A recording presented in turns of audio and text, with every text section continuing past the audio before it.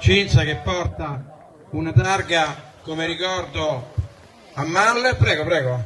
Questa è per te Mal, è offerta dalla Astercar a Partinico. Facciamo una foto. Facciamo una foto, fate la foto, poi dopo ce la giriamo. Pure questo. No, così. Okay. Ecco, adesso non lo vedo. Sì, la metti sul parapetto lì, Adesso da fai uno con me.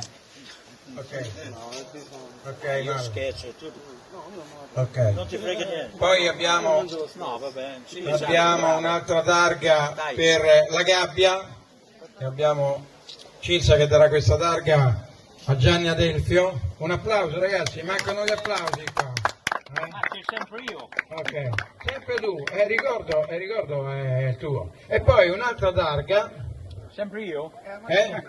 ci sei sempre tu, noi abbiamo quadruplicato Mal, ci abbiamo quadruplicato. Allora, Cinzia porterà questa targa a Ignazio Signorino. Grazie Ignazio, un applauso anche per lui.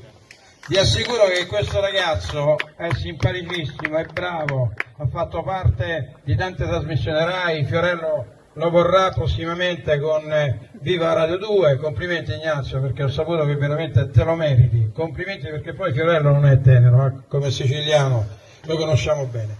E poi abbiamo un'altra targa, dov'è? Salvatore Munacò, dove sei? Salvatore Munacò, dove sei? Oh, allora, vieni qua, dammi la mano, che bello, mano per mano, senza fraintendimenti, vai.